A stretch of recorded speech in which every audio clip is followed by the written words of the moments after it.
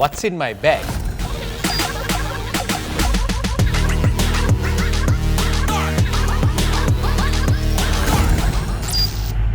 මම Arantha Sirimanne. මම fashion and commercial photographer කෙනෙක්. ඉතින් මම අද කතා කරන්න යන්නේ ඔයගලන් එක්ක මම පාවිච්චි කරන බෑග් එකේ තියෙන equipment උයි මට ඒවා ප්‍රයෝජනවත් වෙන්නේ කොහොමද කියලා. ඉතින් මම මුලින්ම කියන්න කැමතියි මම පාවිච්චි කරන්නේ Low Pro EP03 බෑග් එක. මේක තමයි මේ මම දැන් කාලයක් තිස්සේ යූස් කරන බෑග් එක. මේක මේ බෑග් එක මාත් එක්ක රටවල් ගානක ගිහිල්ලා තියෙනවා. එක එක environments වලට ගිහිල්ලා තියෙනවා. ඉතින් ගොඩක් rugged යූස් එකට හොඳ බෑග් එකක්. ඉතින් අපි බලමු අද බෑග් එක ඇතුලේ මම යූස් කරන ගිය එක මොකක්ද කියලා.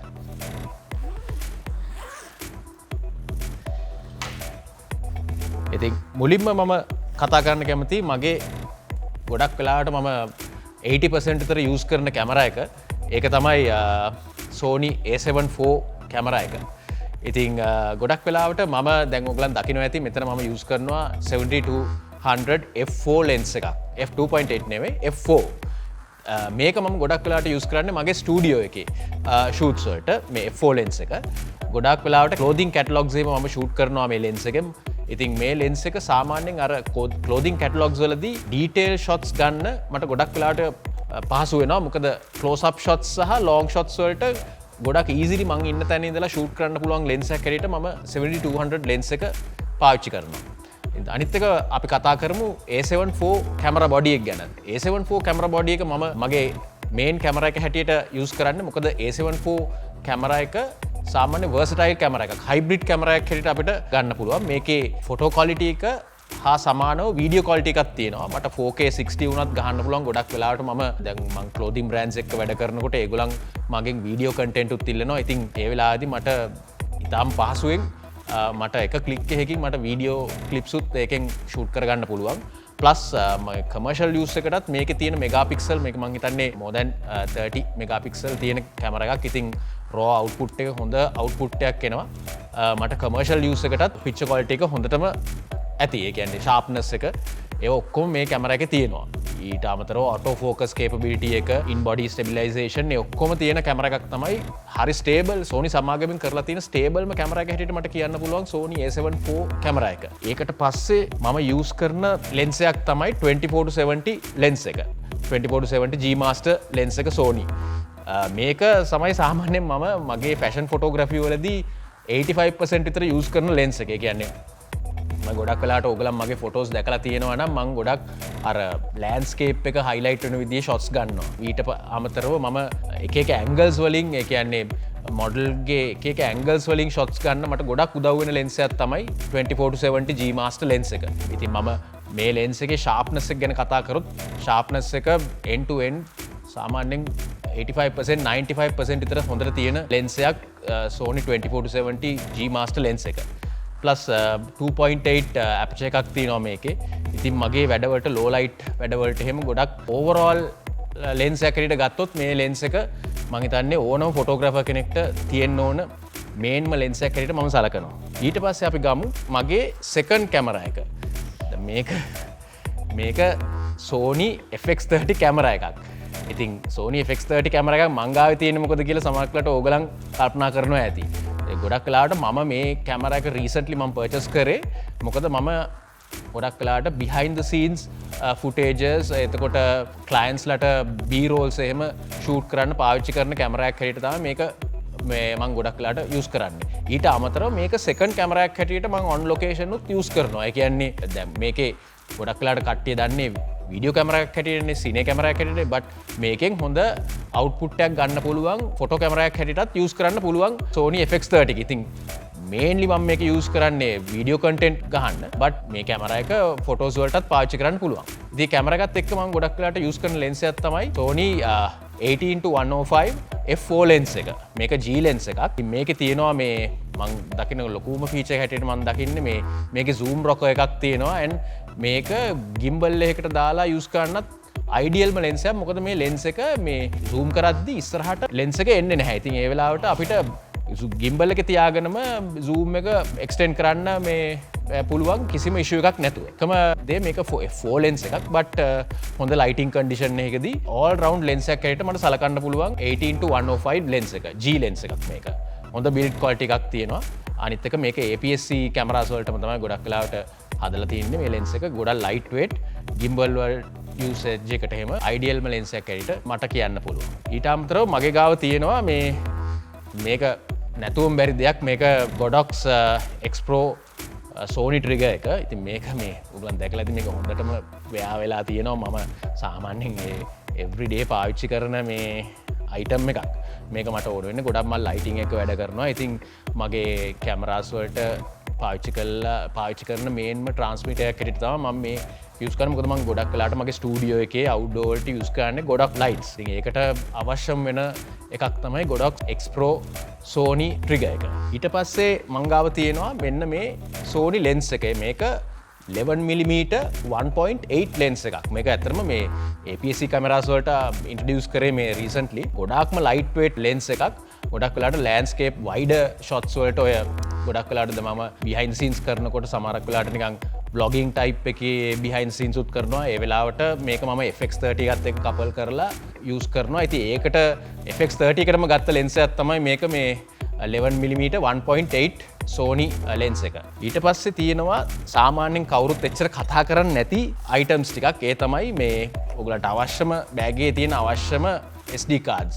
ඉතින් මේ මං ගොඩක් වෙලාවට SD cards කීපයක්ම පාවිච්චි කරනවා. වීඩියෝ වලට නම් පොඩ්ඩක් high capacity මේ ස්පීඩ් රේට් එක වැඩි SD cards ටිකක් පාවිච්චි කරනවා. ඊට අමතරව මම ගොඩක් වෙලාවට use කරන්නේ ඔයගලන් දකිනවා ඇති 32GB SD cards. මොකද මම දැන් කට්ටිය අහනවා ඇති සමහරකට 128 ඒ වගේ ලොකු capacity තියෙද්දි 32GB පාවිච්චි කරන්න මොකද කියලා. ඒ කියන්නේ මගේ personal experience එකක් තියෙනවා. ගොඩක් වෙලාවට SD card එක ගොඩාක් ලොකු එකක් පාවිච්චි කරාම හදිස්සියවත් මොකක් හරි issue එකකදී SD card එකට මොන හරි වුණොත් තමන්ගේ data ඔක්කොම නැති වෙලා යන්න පුළුවන්. ඉතින් 32GB pieces වලට කඩ level එක පාවිච්චි කරපුවම ගොඩක් වෙලාවට අර දෙයක් හානිය අවම කරන විදියක් හැටියට තමයි මම ඒක සලකන්නේ. ඉතින් මම ඒක හන්ද තමයි ගොඩක් වෙලාවට 32GB SD cards වැඩිපුර පාවිච්චි කරන්නේ. ඉතින් මේක මේ waterproof casing එකක්.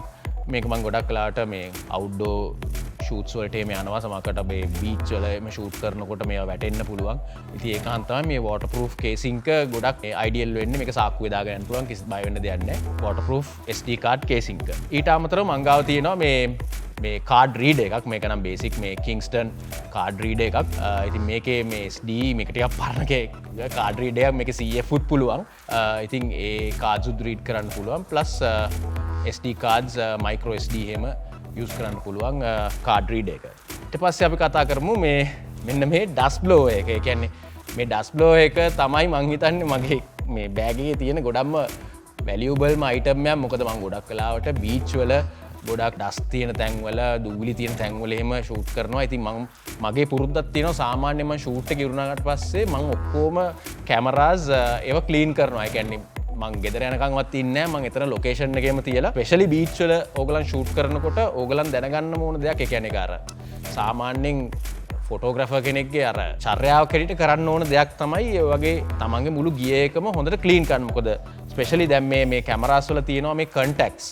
ඉතින් ඒ කන්ටැක්ට්ස් වලට බීච් වල එහෙම ෂූට් කරපුවම මේ කන්ටැක්ට්ස් වල මේ සෝල්ට් බැඳෙනවා. ඒ කියන්නේ අපි දකින්නේ නැහැ. ගොඩක් වෙලාවට ටිකක් වෙලා ෂූට් කරනකොට සෝල්ට් බැඳෙනවා. සමහරක්ලට ඕගලන් දවසක් දෙකක් ගිහිල්ලා ඒ කැමරා එක අරන් ෂූට් කරනකොට සමහරක්ලට ඒ කන්ටැක්ට්ස් මේවා වෙලා වැහිලා මේ කැමරා එක නිකන් වැඩ කරන්නේ නැතුව වගේ යනවා. ඉතින් ඒ වගේ අපහසුතාවයන් වලට ලක් නොවෙන්න තමයි මම ගොඩක් වෙලාවට මේ ෂූට් එකක් ඉවර කරච්ච ගාම මම මුළු කැමරා ගියර් එකම මම ක්ලීන් කරනවා. ඊට අමතරව මෙන්න මේ වගේ මේක ඕන තැනකින් උගන්න ගන්න පුළුවන් මේ වයිප්ස්. ඒ කියන්නේ මේ සොෆ්ට් වයිප්. මේකේ තියෙනවා එක එක ටයිප්ස්. මේකේ අර ඕගලන් ගන්න ඕනේ ලෙන්සස් ක්ලීන් කරන්න හන්දා මේ අර වැඩි රගඩ් නැති මේ සොෆ්ට්ම මේ ටිෂු වයිප්ස් ඕන මම හිතන්නේ ස්ටෝර් එකකින් ගන්න පුළුවන්. මේ වගේක් හැම වෙලාවෙම තියාගන්න. මොකද තමන්ගේ කැමරා එකයි ලෙන්ස් එක ෆ්‍රන්ට් එලිමන්ට් එකේම ක්ලීන් කරන්න. ඊට අමතරව මං ගාව තියෙනවා මේ බැටරි චාර්ජිං යුනිට් එක. මේක ඩුවල් බැටරි චාර්ජ් යුනිට් එකක්. මේක නිට්කෝ කියන බ්‍රෑන්ඩ් එක තමයි මේ බැටරි චාර්ජිං යුනිට් එක. මේකේ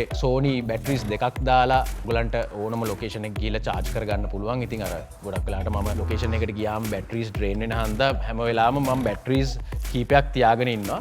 මම බැටරිසුත් හැම කැමරාවකටම මම සාමාන්‍යයෙන් බැටරිස් දෙකක් හෝ ඊට වැඩි ප්‍රමාණයක් තියාගන්නවා බෑකප් එකක් හැටියට. මේ ඔයගොල්ලන් දකින්න ඇති ඔක්කොම මේ Sony බැටරිස් තියෙන සාමාන්‍යයෙන් මගේ ගාව 6ක් විතර තියෙනවා බැටරිස් බෑකප් එකක් හැටියට. මොකද සමහරකට අපි ලොකේෂන් එකකට ගියාම මුළු දවසම ෂූට් කරන්න වෙනවා.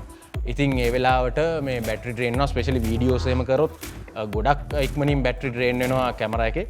ඒක හන්ද හැම වෙලාවෙම බෑකප් එකට හැටියට කැමරා බැටරිස් වැඩිපුර තියාගන්න. ඊට පස්සේ අපි කතා කරමු මම පාවිච්චි කරන මේ ෆිල්ටර්ස්. ඒ කියන්නේ මෙතන තියෙනවා ෆිල්ටර්ස් කීපයක්. ඒක සාමාන්‍ය ඕගලන් එච්චර යූස් කරන්නේ නැති ෆිල්ටර් එකක් තමයි මේකට කියන්නේ මේක ටිෆන් බ්‍රෑන්ඩ් එක.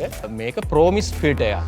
ප්‍රෝමිස් ෆිල්ටර් එකක් කියන්නේ සාමාන්‍යයෙන් මේක ගොඩක් වෙලාට අවශ්‍ය වෙන්නේ වීඩියෝ කරද්දි. දැන් මේ වගේ Sony කැමරාස් වලින් වීඩියෝ කරනකොට ඔයගලන්ගේ වීඩියෝ කන්ටෙන්ට් එක ගොඩක් ෂාප් වැඩි. ඒ කියන්නේ සාමාන්‍ය වීඩියෝ වල තියෙන අර සිනමැටික් ලුක් එක ගන්න ඕන නම් ඒකේ මේ පොඩි කියන්නේ සොෆ්ට් ගතියක් ගන්න ඕන මේ ක්‍රමයක් තමයි ප්‍රෝමිස් ෆිල්ටර් එකක් වගේක් යූස් කරපුවම ඒකේ ගොඩක් අර හරි සිනමැටික් ලුක් එකක් ගන්න පුළුවන් පොඩි සොෆ්ට් ඒ කියන්නේ ෂාප්නස් එක ටිකක් අඩු කරලා ඒක ක්‍රීමි ලුක් එකක් එනවා මේ ෆුටේජ් එකට. ඉතින් ඒකට තමයි මෙන්න මේ වගේ ප්‍රෝමිස් ෆිල්ටර් එකක් යූස් කරන්නේ. මේක 1/4 of a stop තියෙන මේ ප්‍රෝමිස් ෆිල්ටර් එක. මේකේ තියෙනවා 1/2 of a stop 1/8 of a stop. ඒ කියන්නේ ඒකේ තියෙන ඩෙන්සිටි එක. ඒ කියන්නේ ප්‍රෝමිස් ෆිල්ටර් එකේ තියෙන ඩෙන්සිටි එක. ඉතින් normally වීඩියෝ වලට නම් 1/8 or 1/4 තමයි සාමාන්‍යයෙන් අයිඩියල්ම කියලා කියන්නේ. මොකද ගොඩාක් ඒ ප්‍රෝමිස් ෆිල්ටර් එක ඩෙන්සිටි එක වැඩි වුණාම සමහරකට බ්ලර් වෙලා යනවා මේ ඉමේජ් එක. ඉතින් ඒ වගේ ෆිල්ටර් එකක් තමයි මේ මං ගාව තියෙන්නේ. ඊට අමතරව මං යූස් කරනවා මේ variable ND filters. මේවා නම් ගොඩක් වෙලාවට KNF කියන බ්‍රෑන්ඩ් එකෙන් මේකේ මගේ එක මේ sizes වල ND filters තියෙනවා. මේ ඔක්කොම මේ මම සාමාන්‍යයෙන් පාවිච්චි කරන්නේ KNF කියන බ්‍රෑන්ඩ් එකේ variable ND filters. ඉතින් variable ND filter එකක් අපි සාමාන්‍යයෙන් යූස් කරන්නේ අර ඕගලන් දැකලා ඇති ලෑන්ඩ්ස්කේප් කරන කට්ටිය ගාව ND normal ND filter එක තියෙනවා. ඉතින් ඒකට වඩා මේක මේ වීඩියෝ වලට මම පාවිච්චි කරන එකක්. මේක පුළුවන් අර ස්ටොප්ස් දැන් අපේ ඕනම ලොකේෂන් එකකට ගිහිල්ලා ඒ ඕන ස්ටොප්ස් ගානට මේක මේ ඇඩ්ජස්ට් කරගන්න. හරි ඊසිලි මේ ඇඩ්ජස්ට් කරගන්න පුළුවන්. එතකොට ඕගලන්ට ඕන ෂටර් ස්පීඩ් එක තියලා කැමරා එකේ හයි ස්පීඩ් ඇපර්චර් එකක් තියලා මේ ND ෆිල්ටර් එකක් පාවිච්චි කරලා ඉවරලා මේ තමන්ගේ ෆුටේජ් එක හරි එක්ස්පෝෂර් එකකට ගන්න පුළුවන්. ඒකට තමයි variable ND filters මම යූස් කරන්නේ.